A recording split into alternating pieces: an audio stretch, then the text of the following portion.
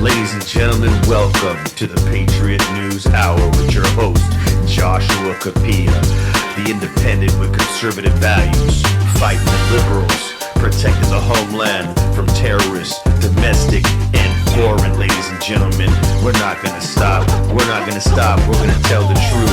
They want to suppress the information. They want to spread the lies, but we're holding everyone accountable. Ladies and gentlemen, welcome to the Patriot News Hour.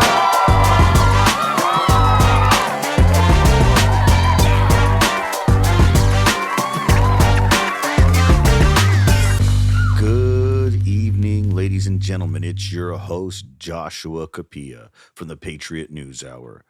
What is happening in our country? There's so much going on, from the protest at Virginia Tech University, campouts. We have China threatening basically American warships, almost ramming them. They want to infiltrate Taiwan. Okay, that's what's really going on here. They expected to get Taiwan back. They wanted Taiwan reassimilated. You got the semiconductor plants. You got a shortage of women over there. I mean, I can go on and on and on. It's a communist country. China is a communist country. There's a lot going on we really need to discuss. And first, I wanted to start out with the universities and what's happening. There's claims that Benjamin Netanyahu has committed basically war crimes by killing so many people, and Biden has condemned Benjamin Netanyahu. And this all started when Hamas entered into Israel and started just killing people, murdering people, gunning people down, raping women, and then stabbing them to death. Ladies and gentlemen. And this was a horrendous, horrendous thing. And this whole situation has spiraled out of control.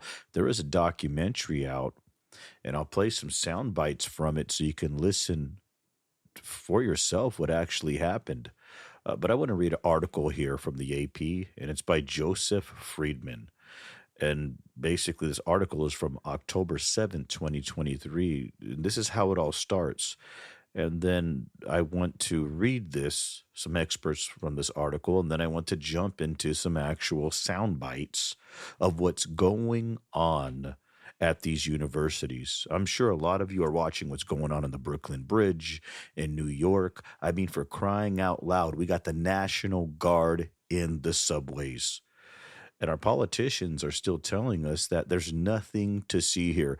Everybody move on. There's nothing to see. The subways are safer than ever, even though you witness basically soldiers in military garb standing, occupying the subway to make sure citizens can get on and off the subway safely. So let's read this. Jerusalem AP. Backed by a barrage of rockets, Hamas militants stormed from the blockade Gaza Strip into nearby Israeli towns, killing dozens and abducting others in an unprecedented surprise attack during a major Jewish holiday Saturday. A stunned Israeli launched airstrikes in Gaza, with its prime minister saying that the country is now at war with Hamas and vowing to inflict an unprecedented price. In an assault of a startling breadth, Hamas gunmen rolled into as many as 22 locations outside the Gaza Strip, including towns and other communities as far as 15 miles, it's 24 kilometers, from the Gaza border. In some places, they gunned down civilians and soldiers as Israel's military scrambled to muster a response. Now, right now, ladies and gentlemen, what I want to do is I want to make a transition into some audio, and I want you to hear from the actual individuals of how this transpired and what they witnessed, because it was barbaric, it was sick, it was pure evil, it was satanic, and I want you to hear this as the listener yourself. So, ladies and gentlemen, are you ready?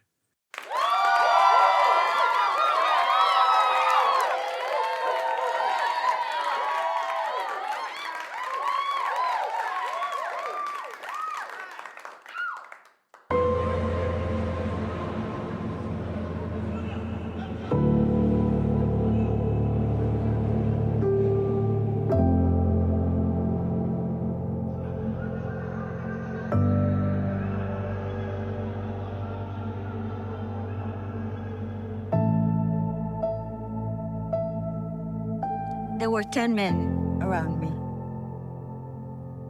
And my instinct was just to fight, to do what I can.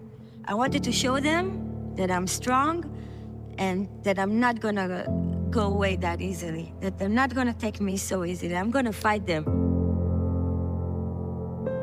I didn't mind getting killed. I think maybe I preferred that in those moments. I was scared, I was really scared that they're gonna rape me there and that they're gonna drag me through Gaza streets and parade my body around. So I feared that more than being killed.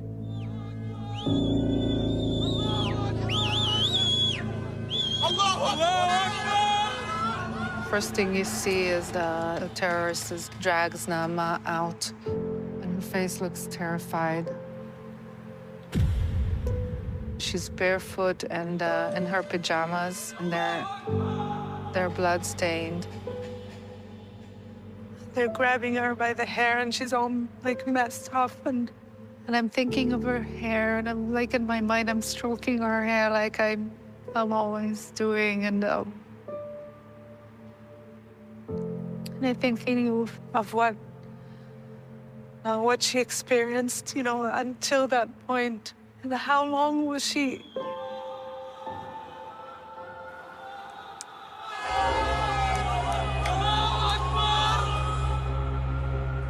you know, maybe that's the thing with that video.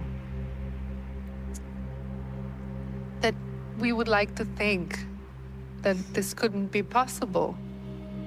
That nobody would harm a young girl. But then you just see it there.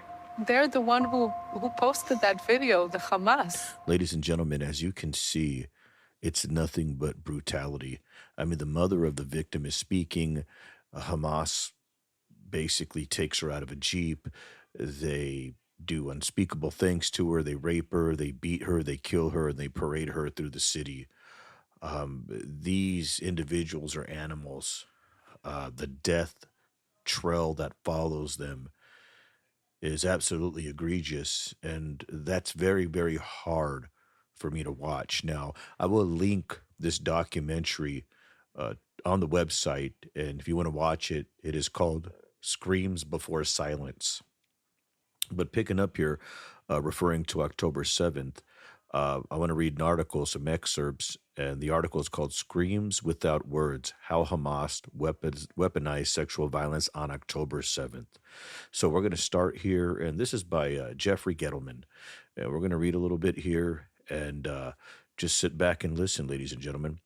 At first, she was known simply as the woman in the black dress. In a grainy video, you can see her lying on her back, dress torn, legs spread, vagina exposed. Her face is burned beyond recognition, and her right hand covers her eye.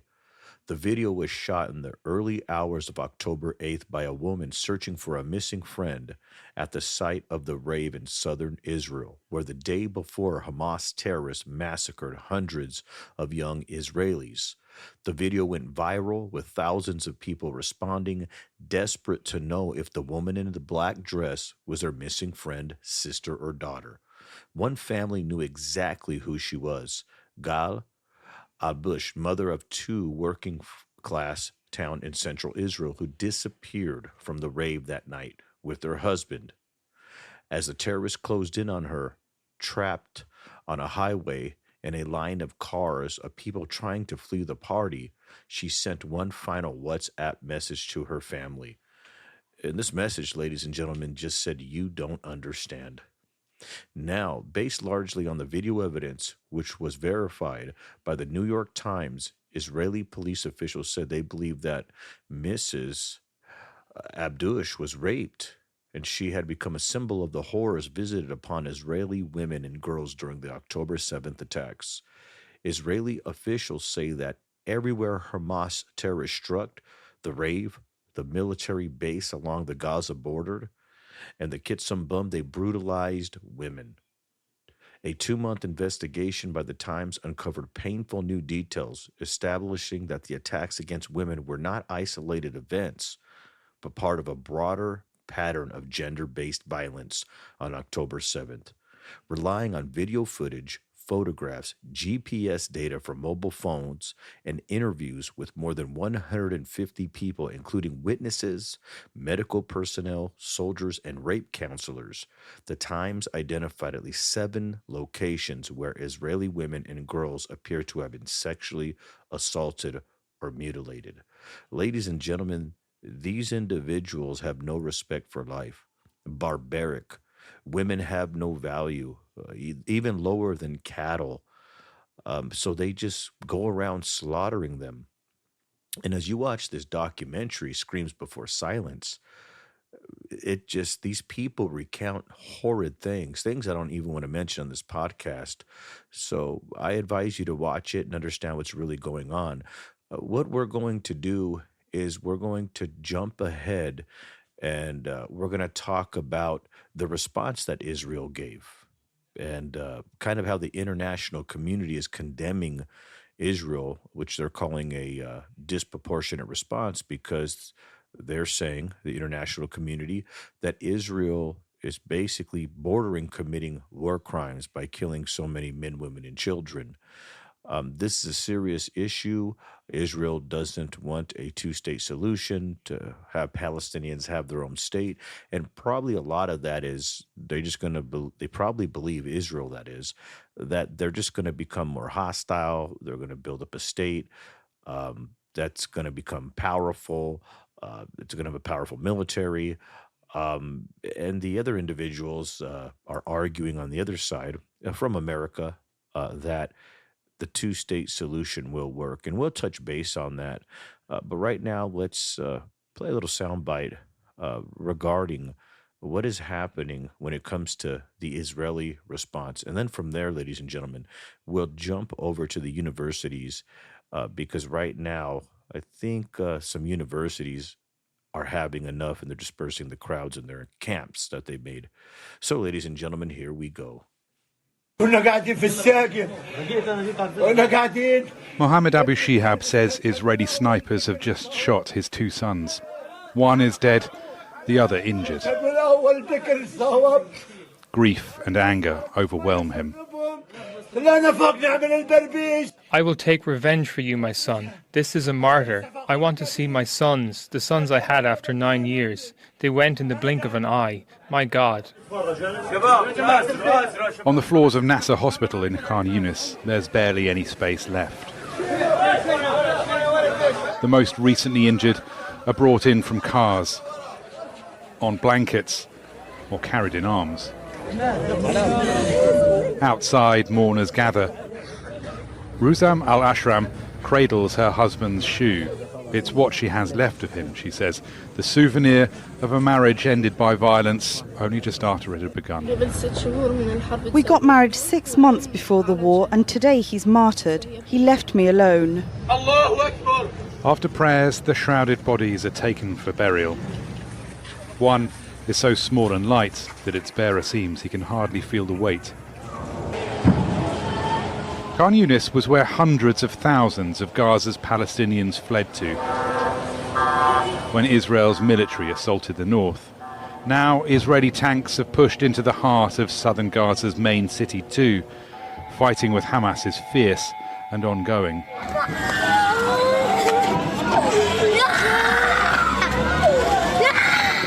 But there's been no let-up in the north either. Jabalia refugee camp, one of the most bombed parts of the Gaza Strip, is still being pulverized. And men, women and children are still being pulled out of rubble in pieces.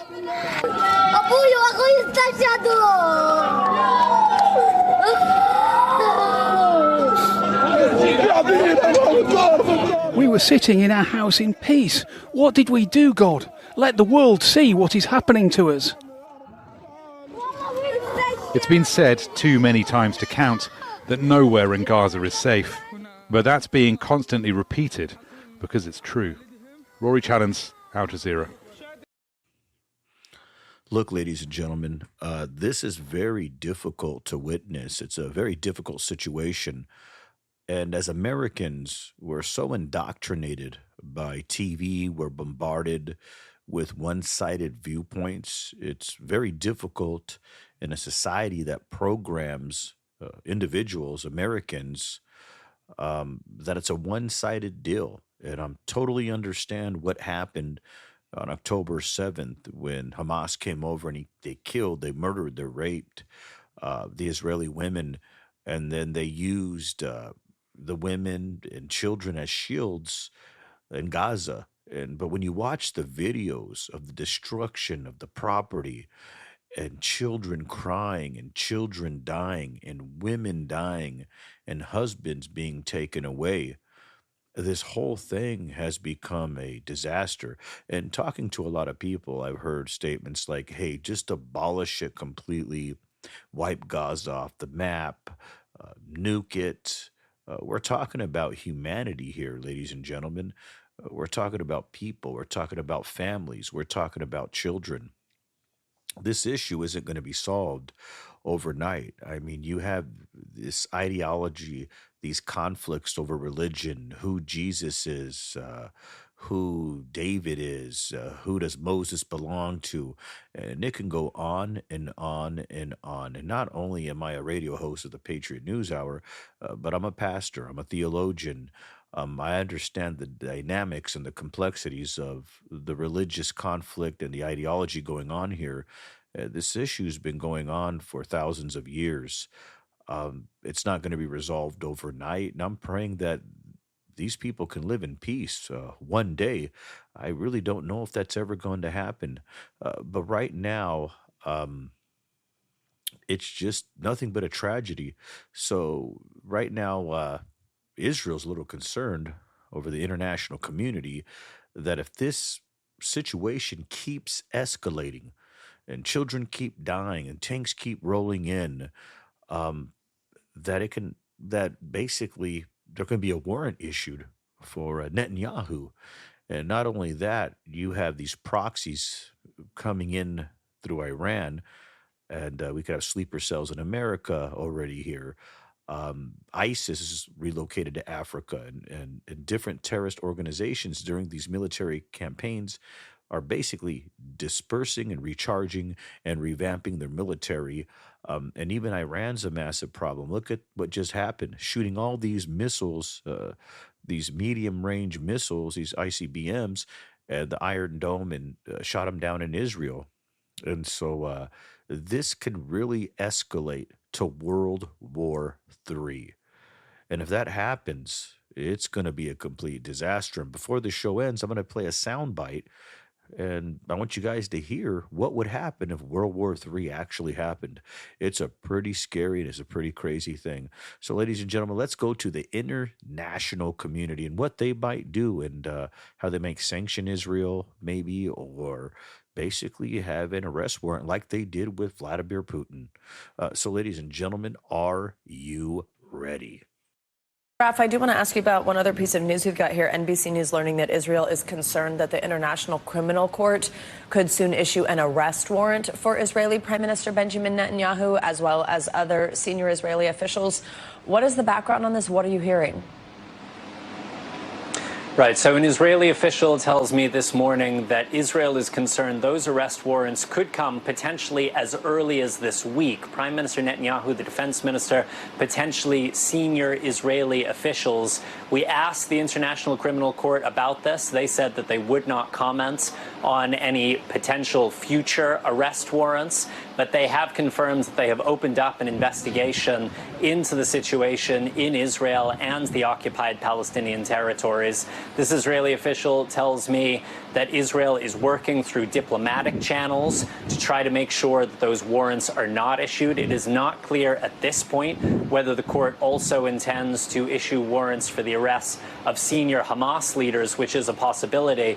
Now, this would not lead to the immediate arrest of Netanyahu and others, but it could make it potentially quite difficult for the Israeli prime minister to travel to Europe, to travel to other countries that are signatories to the International Criminal Court, because in theory, those countries could find that they have an obligation to arrest the prime minister.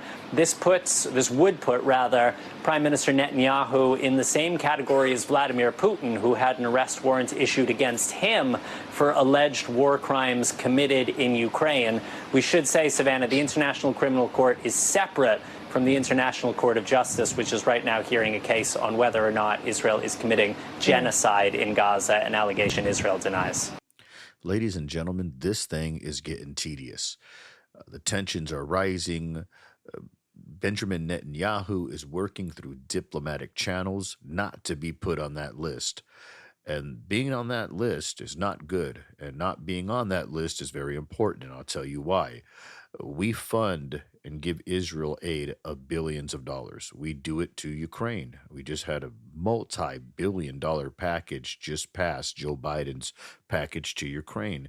And why do we do that? America's vested interest is to keep the tyrants at bay, the tyrants in check when it comes to China, North Korea, when it comes to Iran, and what we try to keep the peace around the world globally. So if he gets put on that list, it can hurt Netanyahu, Israel, with sanctions. It can hurt them with diplomacy. It can put strain on the American-Israeli relationship. And this is a very, very, very difficult situation. A lot of people that I talk to, they say, well, Biden's weak. He doesn't project a strong image of American strength. And all these dictators are looking at him, they're emboldened. And people want Trump back.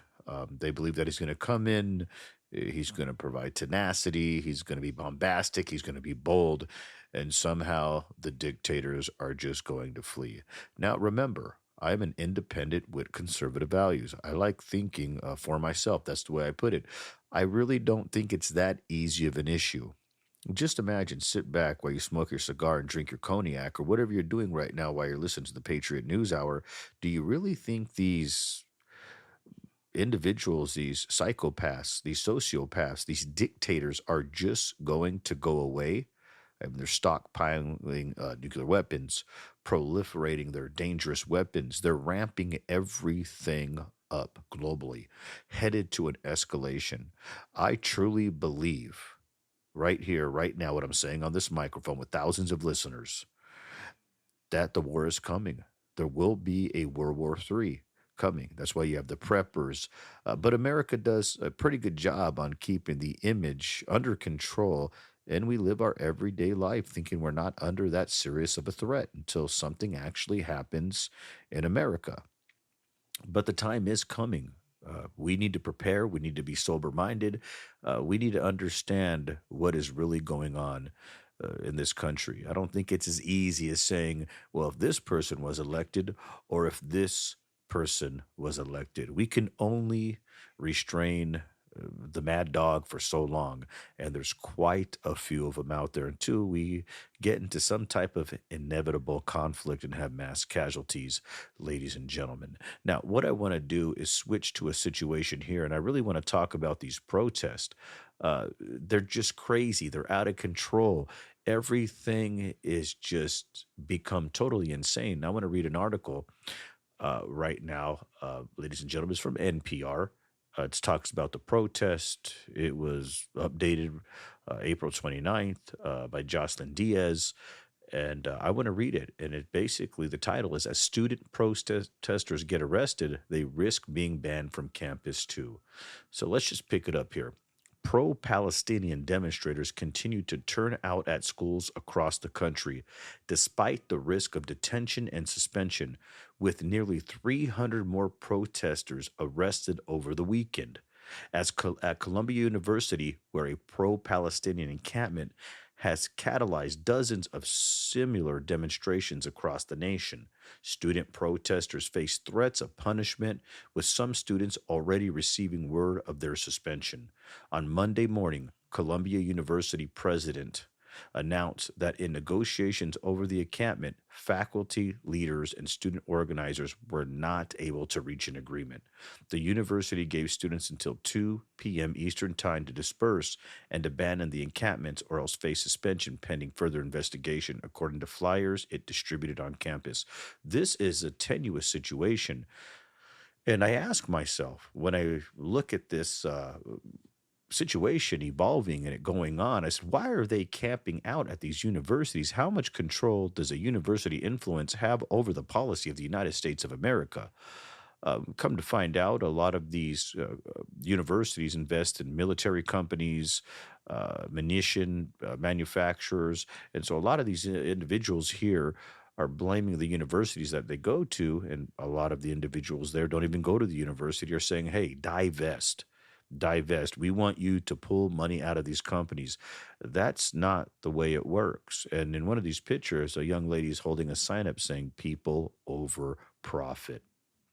And the thing of it is we do have the freedom of speech, the First Amendment, the right to protest, but these universities can only take so much. And the problem is when you get a large crowd together and you get an anti-Jewish, anti-Israeli sentiment, you can really have some racism come out, right? You can have anti-Semitism come out, and then people can get hurt, people can get killed, they get shot, then get run over. So this situation needs to be de-escalated. And the universities just aren't doing enough, in my opinion. I mean, to be honest, enough should be enough. So what we're going to do is we're going to cut over to another soundbite. I want you to hear what's going on in these universities. I want you to kind of witness the madness, vicariously live through it, and let's see what we're dealing with. Ladies and gentlemen, are you ready?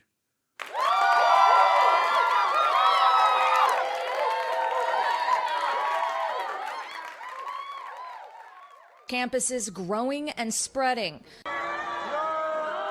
Pro-Palestinian protesters arrested at Virginia Tech overnight after they failed to disperse following warnings from police.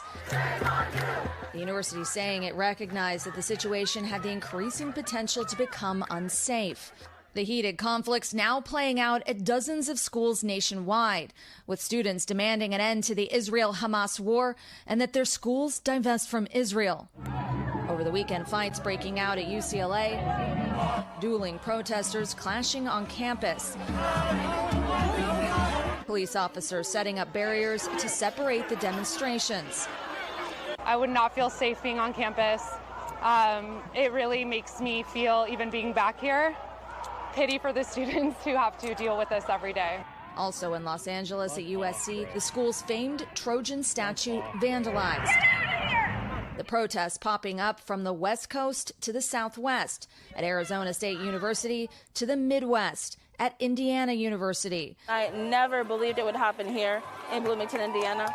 It was terrifying. And Washington University in St. Louis, where 80 were arrested this weekend. To the East Coast, at Northeastern, over 100 people were arrested, ending that encampment.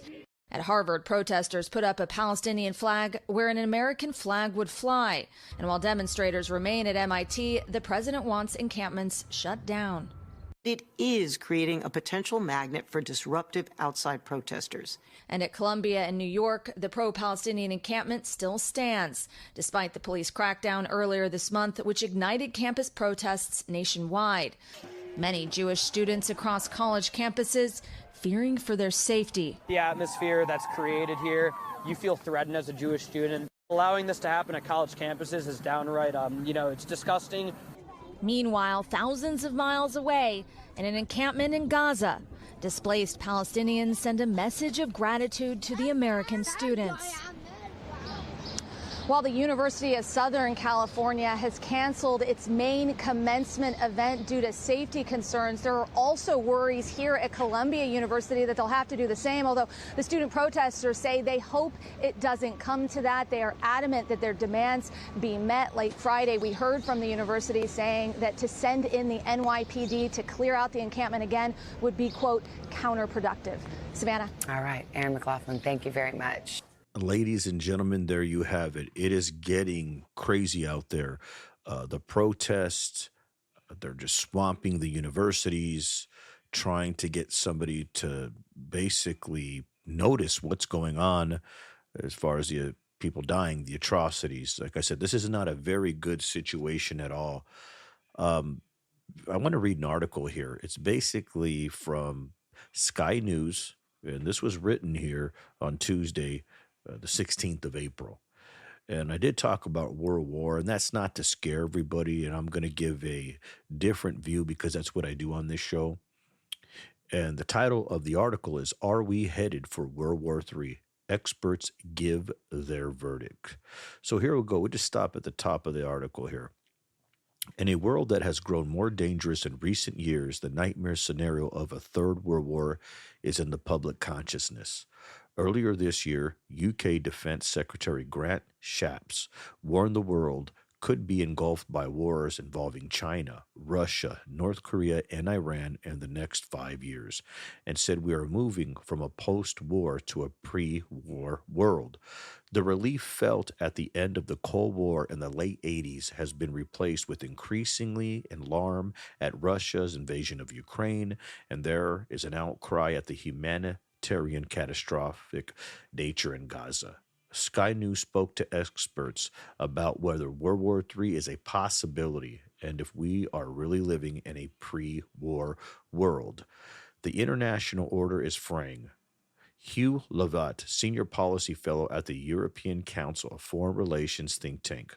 The reassuring news is that we are not headed towards the third war, he says. While there are conflicts and tension in various theaters, Ukraine, the Middle East, Asian Pacific, these are all separate and not connected, according to Mr. Levat. The Gaza war has been going on for 6 months and is driving regional escalations. Iran's retaliation against Israel is just the latest example of this. There are implications for the international community, including the UK, for example, in terms of the Houthi attacks on the Red Sea shipping and the impact it has on global trade. There is, he says, a risk that British troops become sucked into a conflict in the Middle East. We need to stop right there. If British troops get sucked into a conflict in the Middle East, that is just going to bring America dead center into the conflict, into the war in the Middle East, and there'll be no way out of it. And that right there will cause a World War III. So it's amazing, as Sky News does write about, we are not headed there. There is a potential to head there, and basically they're saying they do not know.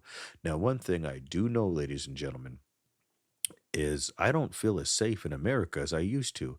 And I do want to ask you a question. Do you feel as safe as you did 5 years ago?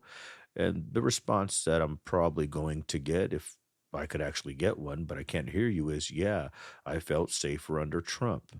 I don't think the issue, like I said, is that easy to pinpoint.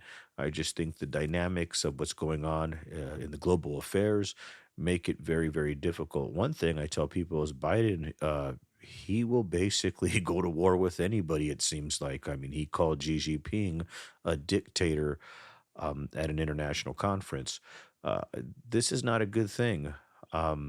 I believe that Republicans and Democrats, both alike, are responsible for a lot of the turmoil we face, from immigration to national security to the global threat. I mean, our parties cannot agree on hardly anything, and they fight literally about everything. And I would like to see the parties actually get along and put America first. Maybe we need another party called Putting America First. That'd be a good thing to see. That'd be a good thing to witness.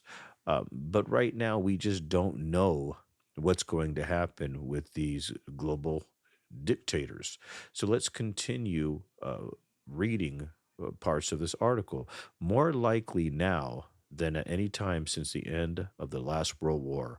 Okay, given the scale of the turmoil shaking parts of the globe, in particular in Ukraine and the Middle East, the potential for a spark that ignites World War III, it already exists. That does not mean an escalation to global confrontation is inevitable, but it is arguably more likely now than at any time since the last World War. A decision by Iran to launch an unprecedented barrage of missiles and drones against Israel has just raised the stakes even higher. If none of you have seen that video, I would say go look at that video, and they're just shooting hundreds of missiles and drones and trying to obliterate Israel or cause mass casualties, massive damage, and just Israel holding back from a response that could be devastating really shows the restraint of that country, because if they would fire back and did what Iran did, it could escalate us into a new war globally, known as World War III. So, what am I trying to say? I don't have time to read the whole article because time is getting short. We're limited on time, ladies and gentlemen. But look at where we're at in America. I mean, we have these conflicts going around in the world. We're interjecting ourselves in them. We're spending billions and billions and billions of dollars. We have $1 trillion war in Afghanistan. The way we pulled out was absolutely horrendous.